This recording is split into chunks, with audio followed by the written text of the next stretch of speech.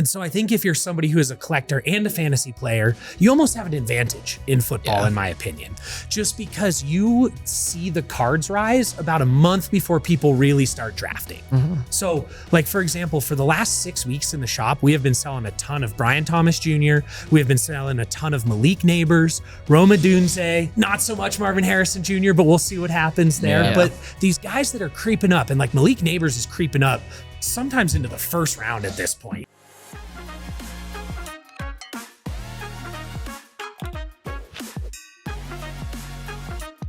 What's going on, everybody? Welcome back to the Overtime Cards podcast. I'm Tate. I'm Dawson.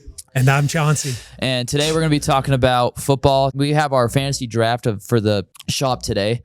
And one thing I wanted to ask, because it leads up to the draft. It helps you know how to draft when you play fantasy, is the draft order. We don't have it released yet, so I have no idea what pick I have. But 2 leagues I've had is number one pick. In both leagues I'm in with Dawson. So what is your guys' favorite way to determine draft order? I can vamp on this for a while because I'm in some creative leagues. Shout out New Guy as a commissioner if you're listening to this. So one of the leagues that I've played in with for years, like our commissioner honestly puts more time and effort into selecting draft order than he does anything else. So like this year we did a Madden simulation for it. So everybody got to pick one team in Madden, but then you got to pick one player from a different team to drop him on your team. He then ran a 17-game simulation season. Whichever team finished the best with the highest turnover differential, first pick, second pick, third, fourth. Yo, really? Sick. And then last year we did a spelling bee for it. And so you had to spell NFL players' names. You had to spell any sort of athletes. So like the winning word was TJ Hushmanzada. Oh, wow. So I'm not spelling that. Personally, I'm not spelling it. No. So when you're rocking on that, super fun. So for me, like selecting draft order, and then we've done some other things that are probably not podcast related. College was a great time for everybody, but we don't need to go into them there. Yeah.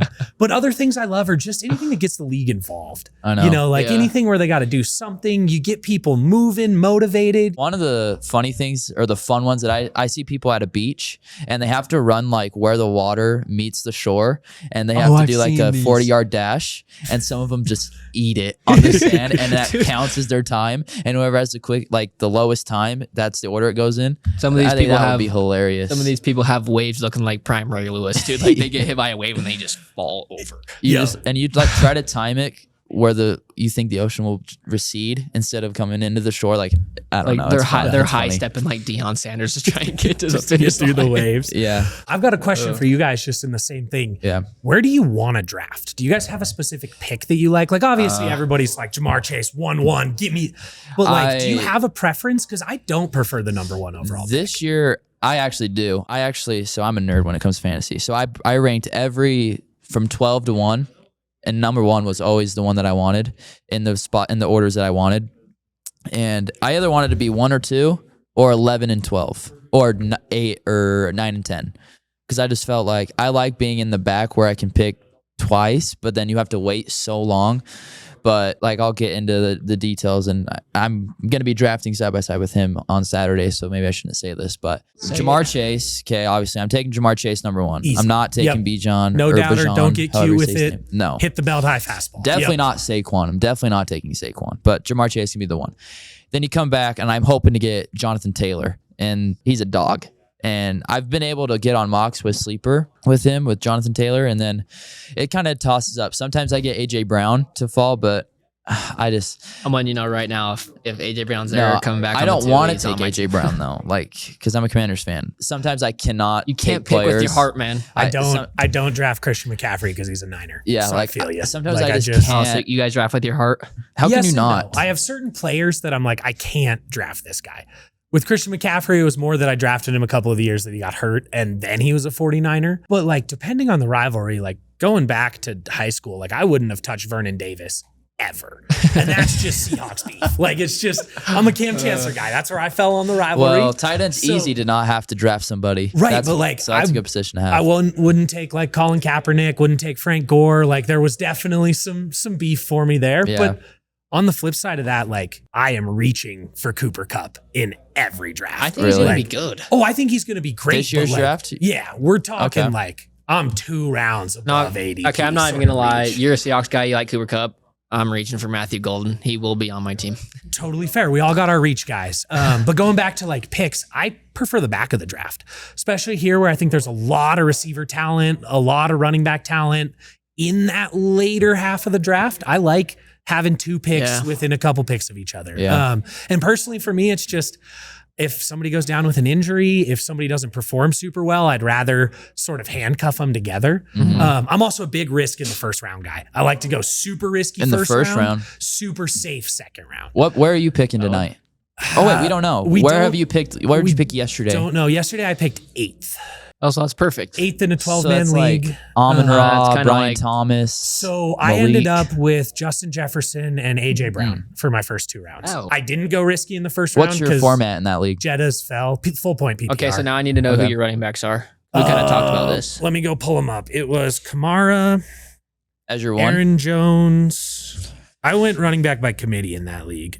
And it's just because I spent heavy on receiver. Yeah. Kamara should be a good option. Like the Saints suck, and he's the so- only good player on that team. He I should have- have. If I was plenty their of quarterback, touches. I would just Yeah. dump down every time. I have Brees Why throw Hall, it deep on the Spencer field? Rattler. I'd throw it Brees deep down the Hall, field Alvin and you throw 2 yards. Kamara, Nick Chubb, Travis Etienne, Quinshon Judkins, Aaron Jones. I actually don't mind that. Besides Travis Etienne. I mean, he's gotten scarred from him. Oh but my gosh, he was Nick Chubb. Oh, awful last I year. took ATN at 18 overall last year. I took him at 112 overall this year. I think I took him in the second or third round last year, and it was horrible. I don't think he scored higher than 9 points all year long.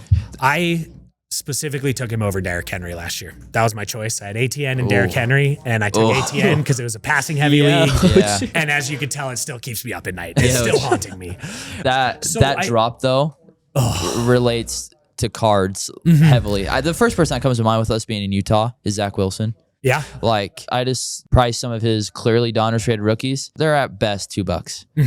It's insane. Isn't he on the Dolphins And now? he Yeah, is. And he is. I think that's something that would be a great thing to touch on as a group here of fantasy and cards oftentimes go hand in hand. You know, as somebody rises in fantasy draft boards, their cards go up in value. As they fall, their cards fall. Right. I think last year, perfect example was Devon A-Chain for the Dolphins. To start the season, we could not give away his cards. We had a quad patch auto that had like $30 on it, and it sat for weeks. He goes nuts. I can't remember what week it was. 2, 3. was like It was like early. It was was- either yeah. week. It was either week Yeah. 3 or two through 4. somewhere early. Whenever he went nuts during the season, all of a sudden we were selling everything of his high end, low end, base cards, everything in between, where it was like before we couldn't give him away. And I think we're seeing a similar thing this year with some receivers that have crept up early draft boards coming off of last year in good seasons, that their cards are starting to already see the momentum. And so I think if you're somebody who is a collector and a fantasy player, you almost have an advantage in football, in my opinion, just because you see the cards rise about a month before people really start drafting. So, like, for example, for the last 6 weeks in the shop, we have been selling a ton of Brian Thomas Jr. We have been selling a ton of Malik Neighbors, Roma Dunze, not so much Marvin Harrison Jr., but we'll see what happens there. Yeah. But these guys that are creeping up, and like Malik Neighbors is creeping up sometimes into the first round at this point. You know, he's, I think, ADP a second or third round player. I think right now, like, and I obviously do mock drafts. I don't think I haven't seen him fall to the second round one time. I think his ADP is in the first round now. Yeah, so It's risen that much. So we're talking about a guy who was what, like 9th, 10th round last year. Some people who were early on him 7th, some people I don't 12th. Like, Some remember, Giants really. fans boosting it up to the 8th or 7th, but no yeah, higher we're, than that. We're talking really late on this guy. Same with Yeah. Brian Thomas Jr., really late. But these guys, as they've crept up in fantasy, 2nd, 3rd round, Right. cards are starting to move. That market's starting to build. And so Yeah. I think something that we forget about a lot, especially as like collectors or fantasy players, is that there are so many people like us that do both. I know. You know, like I am somebody, as soon as I draft my team, if we win week 1 and they start putting up points, I'm buying their cards because I like looking at them all year. I like, you Yeah. know, having a piece of ownership kind Right. of over my fantasy team. Yeah. And so I think a lot of people do that. And so you see these huge risers as they go up in ADP, their cards go way up in Yeah. desirability. It's Just, just, I mean, Jane Daniels, perfect example. I think last year my dad was in a 2-quarterback league, and he got Jaden Daniels in like the 11th or 12th round, and now Jaden Daniels is one of the first 3 picks. Yep, he's And easily one of the first 3 to 5 quarterbacks off obviously the board that's every very, time. But that's a huge jump that we haven't seen ever. So, but I think Cam Ward, has the chance to do that. I'm not going to say gets close to Jaden Daniels, goes to do an AFC championship, but I actually do like the weapons they have in Tennessee. Like Calvin Ridley's a guy that I'm willing to reach on in like the 5th, 6th round.